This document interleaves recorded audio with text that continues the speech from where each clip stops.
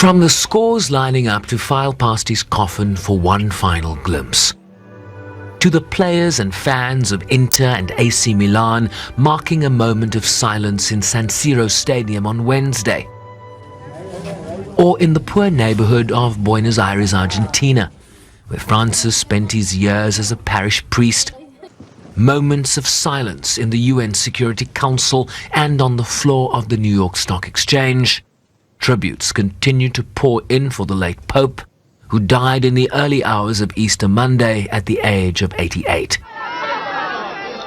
From his humble beginnings and the pro-poor life he led, the backdrop to his farewell will be the magnificent papal enclave in Rome and a legion of VIPs that will include the Secretary General of the United Nations. Through the years, we at the United Nations were greatly inspired by his commitment to the goals and ideals of our organization, a message I was honored to convey in my meetings with him as Secretary General.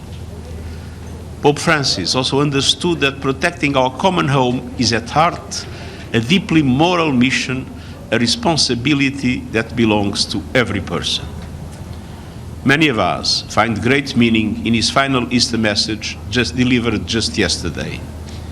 He appealed for us not to yield, as he called it, to the logic of fear.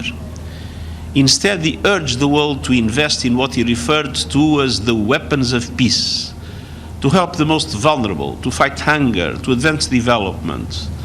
Our divided and discordant world will be a much better place if we follow his example of unity and mutual understanding in our own actions.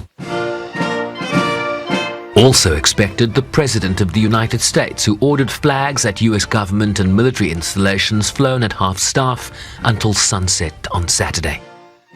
I just signed an executive order putting the flags of our country, all of them, all federal flags and state flags, at half-mast in honor of Pope Francis. So he was a good man, worked hard, he loved the world, and it's an honor to do that.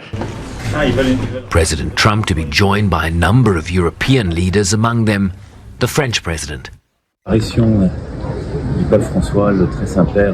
was the vocation of a man, a religious figure, of a bishop, then of a cardinal and pope, who, throughout his life, fought for greater justice, fought for a certain idea of humanity.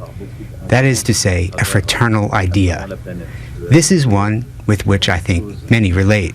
I know the pain that many today feel. I want to express to them the support of France, my personal support, as well as that of my wife. We obviously think of everything he did, everything he left behind. The European Union Commission President Ursula von der Leyen also confirmed to be in Rome on Saturday. The world mourns the passing of Pope Francis. He inspired millions far beyond the Catholic Church with his humility and his pure love for the less fortunate. Our thoughts are with all who feel this profound loss. May they find solace in the idea that Pope Francis' legacy will continue to guide us all toward a more just, peaceful, and compassionate world. Let me also confirm that the President will travel to Rome on Saturday to attend the funeral ceremony of His Holiness Pope Francis. Ukraine's president this week cutting short an official visit to South Africa to return home after Russia launched a barrage of missiles against Kyiv, also expected to make the journey to Rome, where he'll be joined by the King and Queen of Spain, the Prince of Wales, and the Prime Ministers of the United Kingdom and Italy, among others. I will always be grateful to Pope Francis for the time we spent together, for his teachings, for his advice. The most assiduous was, never lose your sense of humor. It was also the last thing he said to me. There was a profound sense in that too, of course. He knew that with his voice he could give a voice to those who didn't have one. And he did it. He also did it by breaking the mold. Because he said that you should not be afraid to go against the grain, if it is to do a good thing. The president of Francis's home country, Argentina, Javier Milei, also among the Latin American leaders expected in Rome, along with the president of Brazil, who called Francis a pope of welcome. Francisco foi o Papa de todos. Francis was the Pope for everyone, but especially for the disenfranchised, the poorest, the wronged, the immigrants, those who have no voice, the victims of hunger and abandonment. In one of the audiences I had with him, we discussed the need for a global assessment of hunger and poverty, which was effectively launched by Brazil last year during the G20 summit in Rio de Janeiro. Although today is a day of great sadness, we will always remember Pope Francis's joy, his smile that lit up everything and everyone, his enthusiasm for life, his good humor, his optimism, his passion for football, a quality that made him the greatest Brazilian among the Argentinians. And as the mourners gather in Rome and around the world to bid farewell, experts say they should expect a standard ritual synonymous with the burial of a Catholic pope.